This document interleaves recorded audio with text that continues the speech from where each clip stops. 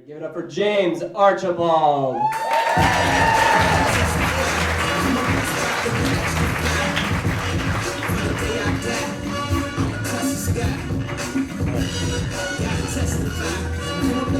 Thank you. I always travel with decoys. High assassination risk.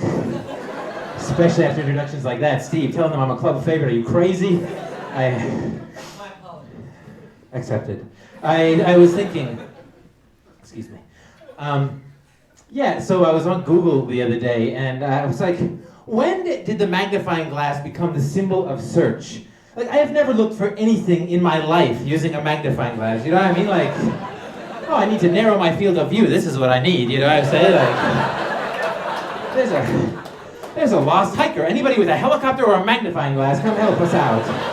But it's just, I don't know, sometimes I think maybe they're not using it for the magnification, you know? When somebody says, I turned the room upside down looking for it, they just mean they looked at it through the glass, you know what I'm saying? It's, anyway, work out the Ray diagram when you get home, you'll think it's very funny. Yes, it's a joke only for physicists. And so anyway, moving on. Apparently, according to someone, Dr. Kevorkian is dead, actually.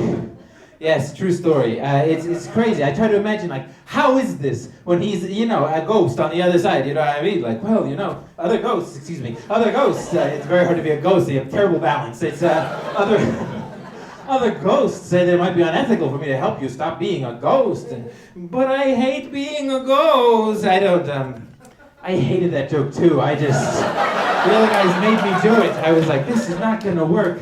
I don't even know if he's really dead. Okay. But I used to exercise to get my heart rate up, but now I just watch scary movies, and it's the same effect, much easier.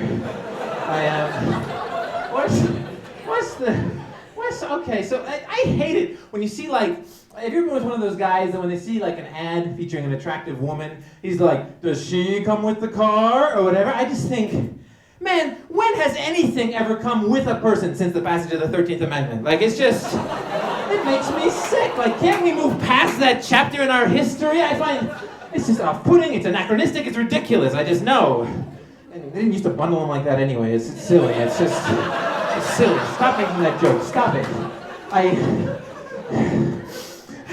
really worked up. I don't have to watch a scary movie tonight, this is great, my heart rate's up. My little brother, he's, what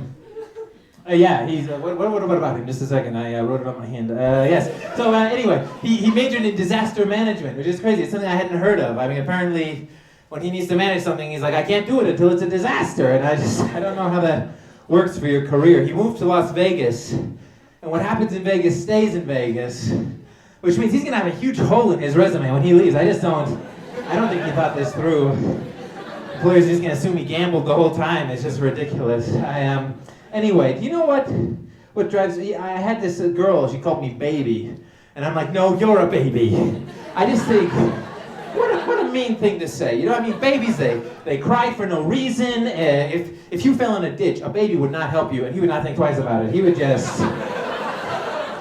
just cry, but not for you. It's just, some of the worst people are babies. And all the worst people start out as babies. They're just some of the, I don't know, you guys are great. The other audience was a baby-hating audience. It was fantastic. Anyway, but it's okay. So I miss some babies. Okay. So yeah, did you know that the cast of Glee, the TV show, they're like almost 30? I mean, that's crazy. When they were 5, they were playing fetuses in the second trimester. Like, it's just, I don't know. It's a hard role to master at that age. That is true. I like Pac-Man. This is true. I think that he's good because he's really efficient. He sets a good example for us all. When he enters a maze, he doesn't leave till he's eaten every last pellet. You know what I'm saying? When he eats cherries, he eats the pit. When he eats an apple, he eats the core. When he eats bananas, oranges, he eats the peel. When he eats a pretzel, he eats the whole thing. He doesn't just lick the salt off. You know what I'm saying? It's just the only thing that Pac-Man doesn't eat is ghost eyeballs because he can't digest them. But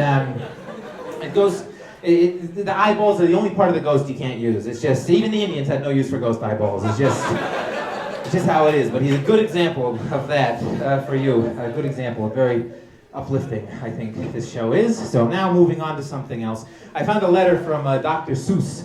It was written on the commemoration, not the commemoration, the opening of the library in Troy, Michigan. It says, read, read, read, read, read. Which I think is great, because I think Dr. Seuss did a really good job of making sure it all rhymed, you know, and I guess, But you know, I think Dr. Seuss, can't you stop hawking your wares for 1 minute? It reminds me of another letter by Samuel Winchester that says, shoot, shoot, shoot, shoot, shoot! And anyway, it's, apparently it was written on the occasion of him breaking his wife's favorite vase, I guess. So Pete told me. I don't know, so Donkey Kong, yeah, this is on the topic of bananas. Like Pete Kern talked about bananas, and I disagree with him about bananas. That's the thing about us, is we write our jokes, we help each other, and sometimes I'm like, who has a joke on bananas? I need a joke on bananas, and then before you know it, it's just, anyway, here's the joke. That's too much build-up for this joke. It's not worth it. That's all right. I'll add more build-up for the next show, and then, anyway. Yeah, like, what is Donkey Kong thinking that his life savings is just a room full of bananas? Like, does he know how fast those things depreciate? Like, this is like the worst asset management strategy I've ever seen for a video game character. I mean, it's just, like, you have 1 week, and then you have nothing, okay?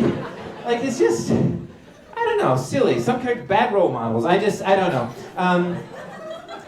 Moving on to my last joke of the evening.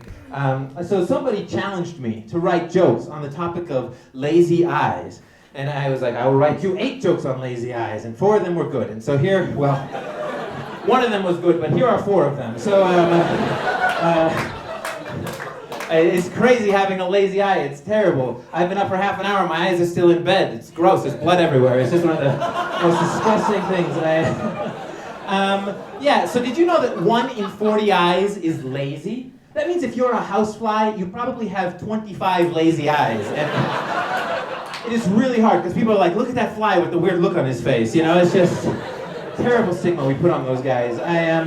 There are some famous characters in history that had lazy eyes. They include Two-Face from Batman, Long John Silver, that's why he wore the eye patch. Let's see, Cyclops. Not that one, that would be dangerous. Come on, don't be silly. It was actually this one.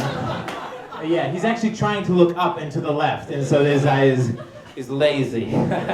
But what doctor is like giving diseases names with like implicit moral judgment? You know what I'm saying? Like, oh, it is a medical condition, but I prefer to just call it lazy. You know, like it's a great way to have your mother saying, why, if there was a TV on that corner, then your eye would be looking straight ahead. You know what I mean? It's just a lazy little eye.